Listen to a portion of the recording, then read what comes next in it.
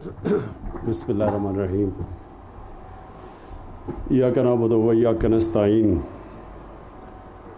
जनाब गवर्नर साहब, chief minister साहब, मिनिस्टर्स, ख़वातीन व हज़रात, सबसे पहले तो मैं शाह फरमान को ये जो इन्होंने ड्राइव किया ऑलिव प्रोडक्शन, ऑलिव यानी जैतून की जो पूरी कोशिश की इन्होंने, कई 2-3 साल से लगे हुए थे, मैं आपको इसलिए खराज तहसीन पेश करता हूँ कि ये जो ऑलिव्स, ये जो जैतून की प्रोडक्शन है, ये सिर्फ खैबर पख्तूनख्वा में ही इसका इम्पैक्ट नहीं जाएगा, इसका सारे पाकिस्तान में इम्पैक्ट जाएगा। तो पहले तो मैं आप सबके सामने जो पाकिस्तान के मेन चैलेंजेस हैं वो रखूं। सबसे बड़ा पाकिस्तान का चैलेंज फूड सिक्योरिटी। हम एक वक्त था कि गंदम एक्सपोर्ट करते थे। ये पिछले 2 साल में पहले हमने कोई 30 लाख टन इंपोर्ट की, इस साल 40 लाख टन गंदम हमने इंपोर्ट की। और उसी तरह चीनी का भी हमें इस बार इंपोर्ट करनी पड़ी। पहले से ही हम एडिबल ऑयल्स, जो घी, पाम ऑयल, हम वो इंपोर्ट करते हैं। तो जो आगे पाकिस्तान की बढ़ती हुई आबादी है, सबसे बड़ा चैलेंज फूड सिक्योरिटी है कि हमने कैसे अपनी आबादी को न्यूट्रिशन देनी है, खाना, उनकी ग़िज़ा कैसे, उनकी प्रोटीन, ये कैसे हमने एक गवर्नमेंट की सबसे बड़ी ज़िम्मेदारी होती है अपनी कौम को फूड सिक्योर करें। उसके लिए खाने पीने की इतनी हम चीज़ें दें कि लोगों की ज़िंदगी हम बेहतर कर सकें। दूसरा, हमारे पास मसला है फॉरेन एक्सचेंज का, फॉरेन एक्सचेंज रिज़र्व्स। हम जो दुनिया से इंपोर्ट करते हैं और जो हम दुनिया को एक्सपोर्ट करते हैं, उसमें बहुत फ़र्क है। अब कम हो गया है, लेकिन जब हमें गवर्नमेंट मिली थी तो पाकिस्तान की तारीख का सबसे बड़ा ख़सारा था। हम $60 अरब की तकरीबन इंपोर्ट्स करते थे और सिर्फ $20 अरब की एक्सपोर्ट करते थे। तो अभी हमारी एक्सपोर्ट्स बढ़ी हैं, हमने इंपोर्ट्स अपनी कम की हैं, लेकिन ये भी आगे बहुत बड़ा हमारे लिए चैलेंज है। हमारा तीसरा चैलेंज क्लाइमेट चेंज। पाकिस्तान बदकिस्मती से उन 10 मुल्कों में है जो सबसे ज़्यादा, जो ये मौसम में गर्मी पैदा हो रही है जिसको क्लाइमेट चेंज कहते हैं, सबसे ज़्यादा वो 10 मुल्कों में पाकिस्तान भी एक है जो सबसे ज़्यादा मुतासर है। और फिर इसके अलावा हमारी एक बढ़ती हुई आबादी है और हमारे दुनिया में दूसरा नौजवान आबादी है, यानी सेकंड यंगेस्ट पॉपुलेशन है पाकिस्तान की। तो उनको हमने नौकरियां देनी है, रोज़गार देना है, ये भी बहुत बड़ा चैलेंज है। और फिर शहरों के अंदर हमारे बड़ी तेज़ी से पोल्यूशन बढ़ रही है, आलूदगी, तो ये भी चैलेंज है। तो ये जो हम अपने 10 अरब दरख्त, 10 बिलियन ट्री सुनामी, इसका क्या, सबसे पहले इसका मकसद ये है कि जो आने वाली आगे हमारी नस्लों को सब ख़तरा क्लाइमेट चेंज से है, इससे ये जो हम 10 अरब दरख्त लगाने का हमारा चैलेंज है, इससे हम अपनी आने वाली नस्लों की हिफाजत कर रहे हैं। हम उनकी फ्यूचर को प्रोटेक्ट कर रहे हैं, अपने बच्चों की फ्यूचर प्रोटेक्ट कर रहे हैं ये सारे मुल्क में दरख्त लगाने के लिए। तो जितने भी हमारे जिनके बच्चे हैं उनको इसलिए शिरकत करनी चाहिए अपने बच्चों के लिए। जो नौजवान हमारे हैं उनको अपनी मुस्तकबिल के लिए इस 10 अरब tree tsunami, 10 billion tree tsunami में शिरकत करनी चाहिए। ये आगे मुल्क की, ये सारी दुनिया में क्लाइमेट चेंज बहुत बड़ा इशू बन गया, लेकिन हमारा मुल्क क्योंकि ज़्यादा वनरेबल है, ज़्यादा ख़तरा है, इसलिए इसमें सबको शिरकत करनी चाहिए।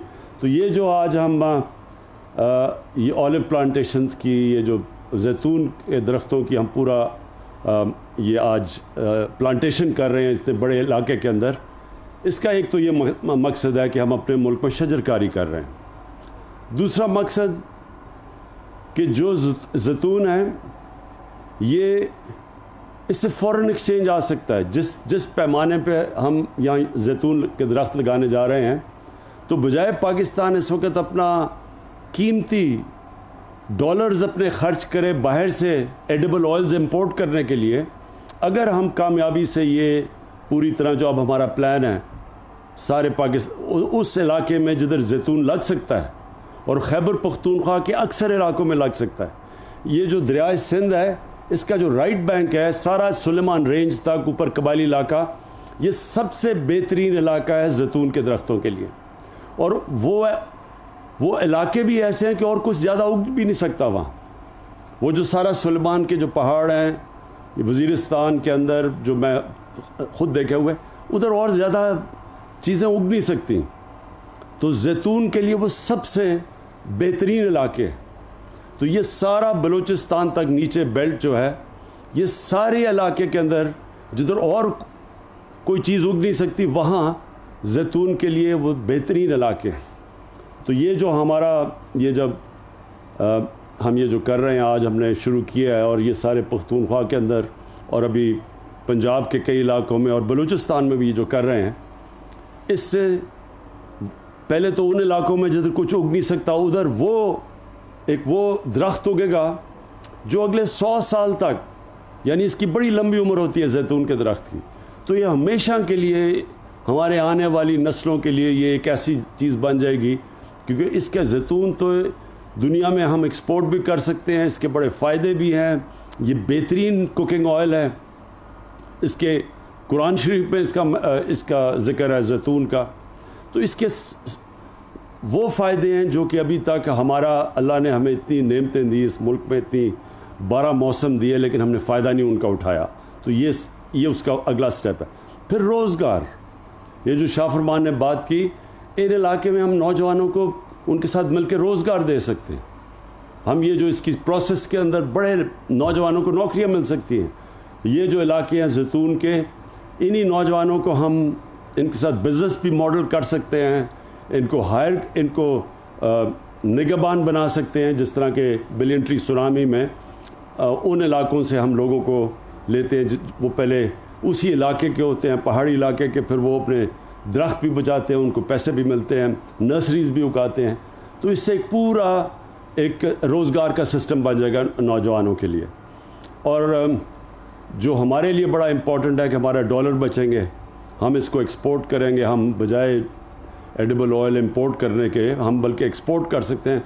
हम तो जो हमने ये पोटेंशियल देखा पाकिस्तान का, स्पेन में बहुत ज़्यादा वो जैतून का तेल एक्सपोर्ट करते हैं, तो हमारा तो स्पेन से भी ज़्यादा पोटेंशियल है। हम तो दुनिया के टॉप एक्सपोर्टर बन सकते हैं जैतून का। और इंशाअल्लाह जो हम साथ साथ जो हमारा बड़ा मसला बना हुआ है आलूदगी का शहरों के अंदर, वो तो जो हमारी 10 बिलियन ट्री सुनामी और जो शहरों के अंदर अर्बन प्लांटेशन है, जिसके अंदर एक नई टेक्निक निकली है मियावाकी, ये जापान से टेक्निक आई है कि वो एक ऐसा उन्होंने टेक्निक निकाला है कि वो जो जंगल 30 साल में उगता है वो 10 साल में उग जाता है। और वो मैंने लाहौर में 50 जगह पे ये हमने प्लांट करवाए हैं। ये जो मियावाकी फॉरेस्ट है, ये मैं चाहता हूँ आप काज़िम अपने फॉरेस्ट डिपार्टमेंट के साथ मिलकर अर्बन प्लांटेशन में पेशावर में करें ख़ास तौर पे, क्योंकि पेशावर में बहुत आलूदगी फैल गई है। पोल्यूशन जो मैं लेवल्स पढ़ रहा था पोल्यूशन के पेशावर में, वो बहुत ऊपर चले गए हैं।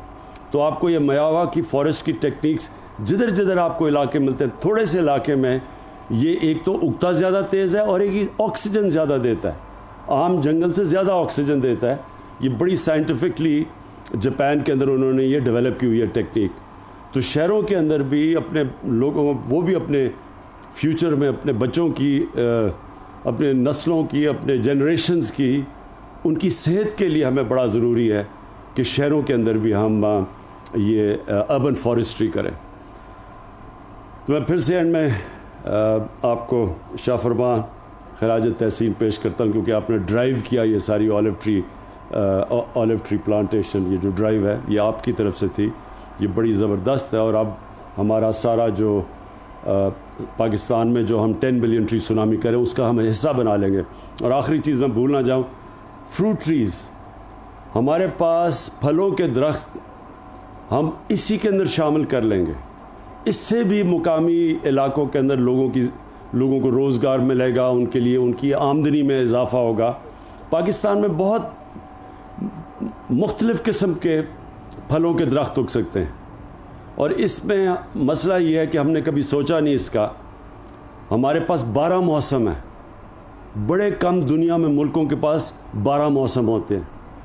हम ऊपर से जो सबसे ऊंचे पहाड़ से हम जब समुद्र तक जाते हैं तो मुख्तलिफ़ क्लाइमेटिक जोन्स हैं और इनके अंदर मुख्तलिफ़ हम वो दरख्त उगा सकते हैं जिस तरह ऑलिव वैल्यू एडेड इसको कहते हैं। इस दरख्त से बहुत फ़ायदा हो सकता है बनिस्बत उसी इलाके के अंदर अगर आप मसलन गंदम उगा दें और उधर ही आप ये ऑलिव उगा दें, या एक एवोकाडो दरख्त है, उसका इतना ज़्यादा जितना उससे फ़ायदा होता है, यानी वो जो एवोकाडो के दरख्त अगर उतनी इलाके में लगा दें तो उसकी लाखों रुपए ज़्यादा की आमदनी है 6 महीने की, साल की जब वो उगता है।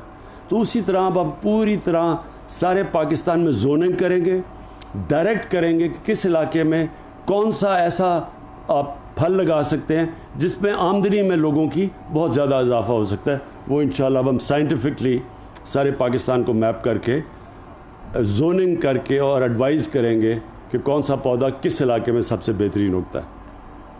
बहुत बहुत शुक्रिया।